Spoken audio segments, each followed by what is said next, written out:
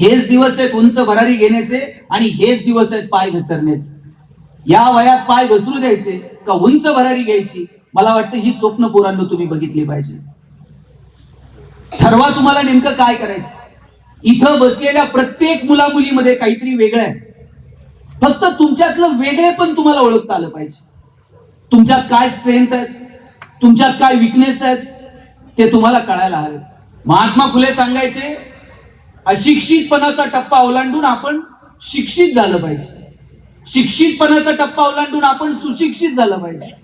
सुशिक्षितपणाचा टप्पा ओलांडून आपण सुसंस्कृत सृजनशील झालं पाहिजे. केवळ शाळेतल्या कॉलेजमधल्या 4 भिंतीत जे शिकायला मिळतं ना पोरांनो, फक्त ते शिक्षण नाहीये. सताड उघडे डोळे ठेवून तुम्ही समाजाकडे बघा. समाजातले प्रश्न तुम्हाला कळतात का? तुमचं ज्ञान मुळात समाजाभिमुख आहे का? तुमच्या ज्ञानाचा काही समाजाला उपयोग होतो का? मला वाटतं हे प्रश्न कॉलेजच्या जीवनात आपल्याला पडायला हवेत. तुम्ही तुमची गुणवत्ता फक्त पॅकेज सोबत जोडू नका. मी परवा पाहिलं सोशल मीडियावरती, मेकॅनिकल इंजिनिअरिंगच्या एका पोरानं ते ऊस वाहून नेताना बैलांच्या खांद्यावरती झू असतो गाडीचा, आणि त्या बैलांना ते सगळं ओझं वाहून न्यावं लागतं. शोध म्हणजे काय? जगाला आवाज करावेत असेच शोध तुम्ही लावले पाहिजे तसं नाहीये. एखादं छोटं इनोव्हेशन असेल पण त्यानं एक मोठी क्रांती होऊ शकते. इंजिनिअरिंगच्या एका स्टुडंटनं काय केलं मी पाहिलं, त्यानं त्या बैलगाडीला पुढून एक व्हील लावलाय आणि त्यानं निम्म्यापेक्षा जास्त ओझं बैलांच्या खांद्यावरचं कमी झालं. पूर्वी त्या बायका अशा जात्यावरती दळायच्या आणि जात्यावरती दळताना त्यांचे दिवसभर हात दुखून जायचे. आता मिक्सर आलाय, आता गिरणी आले, सगळं खरं आहे. पण आजही कित्येकांना वाटतं की जात्यावरच दळलेलं त्याची चव मिळेल का? आता तुम्हाला जात्यावरच दळायचंय ना. इंजिनिअरिंगच्या एका पोरानं त्याला बेरिंग बसवल्यात त्या जात्याला, आणि त्या हलका अतिशय सोप्या पद्धतीने ते जातं दळलं जाऊ शकतं. मला वाटतं तुम्ही थोडासा काही वेगळा विचार करता का? जगभरातली पोरं आपल्या वयात काय विचार करतात? तुम्ही पोरींनो ते एलॉन मस्क नाव ऐकलं? त्यानं ट्विटर विकत घेतलं. परवा मी एलॉन मस्कचं भाषण ऐकत होतो. तो त्याच्या भाषणामध्ये सांगत होता, 2050 पर्यंत आम्ही आमच्या देशातून विमानाचे प्रवास बंद करू आणि आम्ही रॉकेटनं प्रवास करू. रॉकेट लॉन्च करता येतं, तो म्हणला आम्ही लँड करू, आणि 2050 पर्यंत आमच्या देशामध्ये रॉकेटचे प्रवास सुरू होतील. एलॉन मस्क त्याच्या भाषणात सांगत होता, 2050 पर्यंत आम्ही आमच्या देशात असे रस्ते तयार करू, त्या रस्त्यांवरून गाड्या धावतील आणि आपोआप त्या गाडीची बॅटरी चार्ज होईल. त्याच्यासाठी प्लग बिग लावायची गरज नाही.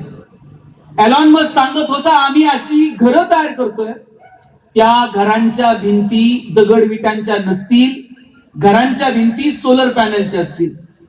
ते घर स्वतःची एनर्जी स्वतः क्रिएट करेल. मला हेवा वाटतो, ही पोरं असा विचार तर करतात की आमची घरं सोलर पॅनलची असतील, आमची घरं स्वतःची एनर्जी स्वतः क्रिएट करतील. ती पोरं काय विचार करतायत आणि आमच्या डोक्यात काय? आमच्या डोक्यात अजून चाललाय आकडा कसा टाकायचा, आकडा पकडल्यावर फोन कोणाला करायचा. का आम्ही या पोरांबरोबर स्पर्धा करू शकत नाही?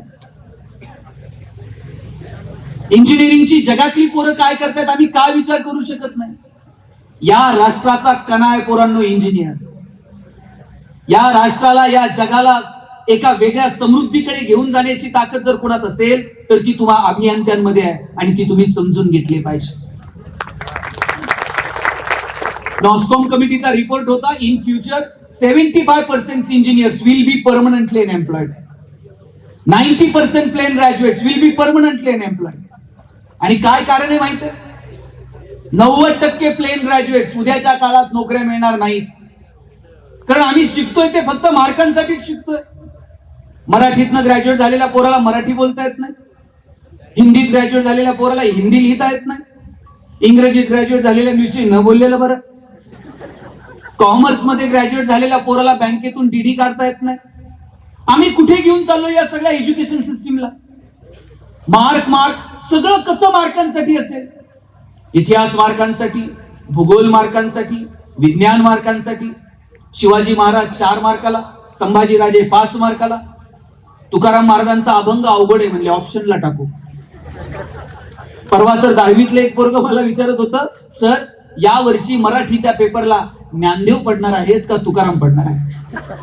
अरे म्हटलं हे पडतील कसे ज्यांनी महाराष्ट्र उभा केला. थोडस मार्कांच्या पलीकडे जाऊन आपण आपल्या शाळा कॉलेजांमधल्या आयुष्याचा थोडासा आनंद घेऊया. लॅबोरेटरीमध्ये जा, वेगवेगळे प्रयोग करा, संशोधनासाठी स्वतःला झोकून द्या. एकतर पोरं लॅबोरेटरीत जात नाही, प्रयोग करत, ते कशाला प्रयोग करतोय, सरच त्यांना प्रयोग करू देत नाही.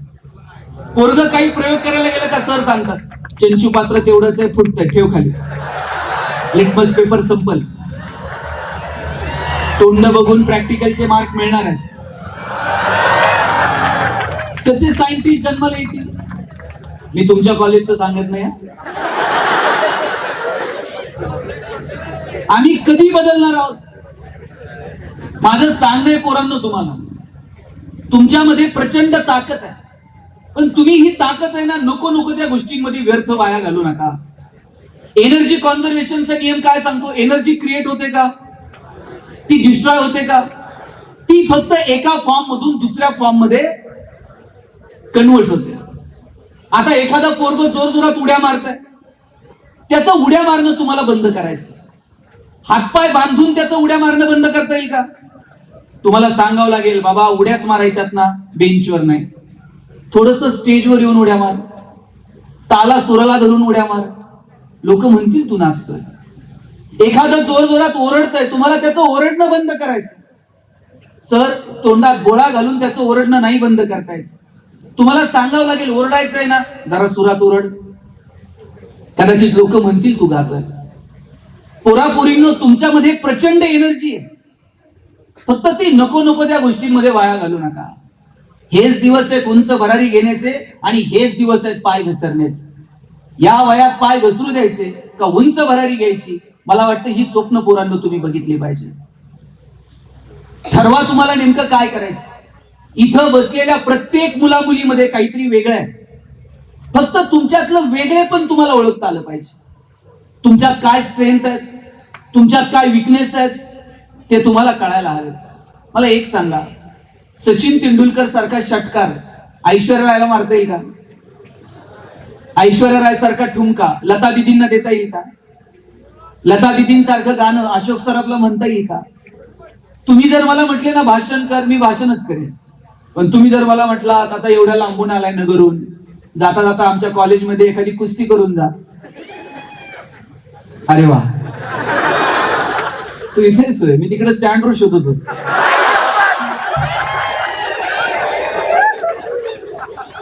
आपल्या प्रत्येकात काहीतरी वेगळं आहे, फक्त ते वेगळे पण शोधता आलं पाहिजे. मी एक गंमत सांगतो. मी कॉलेजला गेलो पुण्यामध्ये शिकायला आणि माझ्या सरांनी विचारलं, गणेश तुला MBA कशात करायचं? मी म्हटलं मला ह्युमन रिसोर्स मॅनेजमेंट मध्ये MBA करायचं. सर प्रत्येकाला विचारत होते कोण MBA कशात करणार. आमच्या वर्गात एक बोबडं बोलणार पोरग होतं, त्याला विचारलं तुला MBA कशात करायचं? त्याला र म्हणता यायचं नाही, ते र ला ल म्हणायचं. त्याने सांगितलं मला मार्केटिंग मध्ये MBA करायचंय. म्हटलं सर म्हटले तुला नीट र बोलता येत नाही, तू मार्केटिंग मध्ये काय MBA करणार? तुझं बॅकग्राऊंड कॉमर्स आहे, तू फायनान्स मध्ये MBA कर. पोरग वर्गात उठून उभं राहिलं आणि म्हटलं सर कलनाल तर मार्केटिंग मध्ये MBA कलनाल नाही तर शिकणार नाही. म्हटलं सर म्हटले तुला काय करायचंय ते, आपण एक परीक्षा घेऊयात आणि शोधूयात की कुणामध्ये मार्केटिंगचं टॅलेंट आहे. ज्याची सगळ्यात आमची परीक्षा घ्यायची ठरवली आणि परीक्षा काय घेतली, आम्हाला 100 रामायणाच्या प्रती दिल्या आणि सांगितलं या रामायणाच्या प्रती बाजारात जाऊन विकून यायच्या. ज्याच्या सगळ्यात जास्त प्रती विकल्या जातील आपण समजूयात की याच्यामध्ये मार्केटिंगचं टॅलेंट आहे, त्यानं मार्केटिंग मध्ये MBA करावं. आम्हाला वाटलं आम्ही बोलणारी पोरं, 100 रामायणाच्या प्रती तर मी अशा बाजारात जाऊन विकून येईन. 8 दिवस आम्ही बाजारात फिरलो. 9व्या दिवशी वर्गात आलो. सरांनी विचारलं गणेश 100 पैकी किती प्रती गेल्या? म्हटलं 4. राहुल 8, संतोष 10. मार्क मिळवणारी पोरं पण 20 पेक्षा जास्त प्रती कुणाच्याच गेल्या नाही. ते बोबडं बोलणारं पोरग मागच्या बाकावर बसायचं. त्याला विचारलं तुझ्या किती प्रती गेल्या रे? म्हटला सर 100च्या 100 प्रती विकून आलो. म्हटलं सर म्हटले केलं काय? मार्केटिंगची कोणती स्ट्रॅटेजी, कोणतं रेफरन्स बुक? म्हणला काहीच नाही. मी लोकांच्या दालात जायचो, बेल दाबायचो, लोक बाहेर यायची, लोक बाहेर आली की समोर लामाईन ठेवायचो आणि सांगायचो हे लामाईन विकत घेता का वाचून दाखवू?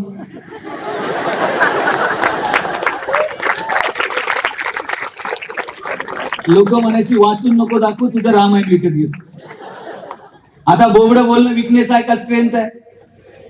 आणि दाबून ठेवला असता तर स्ट्रेंथ ठरला असता का? आपल्या प्रत्येकात काहीतरी वेगळेपण आहे. फक्त ज्या दिवशी पोरांनो तुम्हाला तुमच्यातलं वेगळेपण ओळखता येईल त्या दिवशी जगणं भन्नाट आहे. आणि तुम्ही इंजिनिअरिंगची स्टुडंट आहात, मला हेवा वाटतो तुमचा. आपण नाविन्य शोधलं पाहिजे पोरांनो. नाविन्य स्वीकारायला काही लागत नाही हो. खरी धडपड करावी लागते की नाविन्य शोधण्यात. आपण नाविन्य स्वीकारायला पटायचं, पण आपण नाविन्य शोधण्यात कुठेतरी कमी पडलो. आपला राजा होता पोरस. पोरसनं जी जी युद्ध केली ती सगळी हत्तीवरती बसून केली. पोरस लढायला निघाला तर हत्तीवर बसून जायचं आणि त्याचं सैन्य पण हत्तीवर बसून जायचं. हत्ती हा युद्धाच्या कामात चपळ नाहीये. त्याला वळायचं असलं तर 10 मिनिट विचार करावा लागतोय.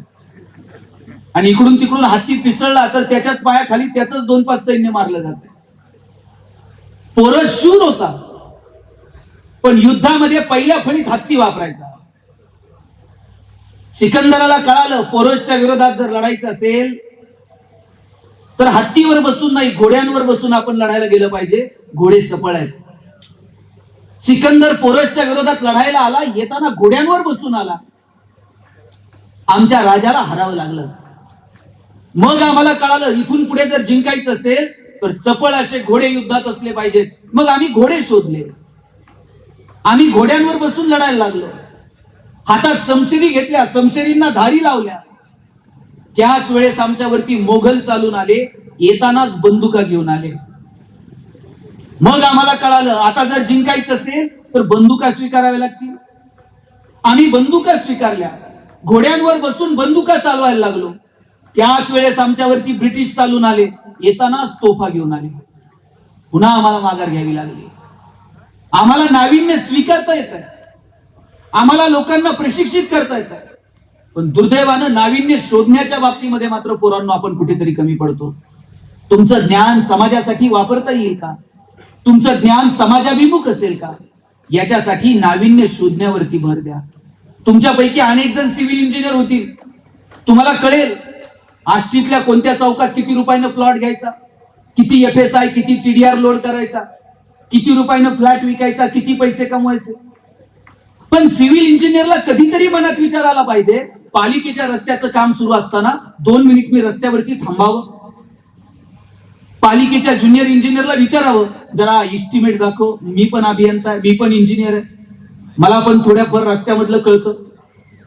तुमच्यापैकी कुणी डॉक्टर होईल, त्याला कळलं हो किती बेडचं हॉस्पिटल, किती बँकेचं कर्ज, कसं फेडायचं, काय करायचं. पण डॉक्टरला वाटलं पाहिजे की कधीतरी मी प्राथमिक आरोग्य केंद्रात जावं, तिथल्या डॉक्टर सोबत बोलावं, त्याला विचारावं की काय मेडिकल फॅसिलिटीज आणि सगळ्या इनोव्हेशनला आपण कुठे घेऊन चाललोय.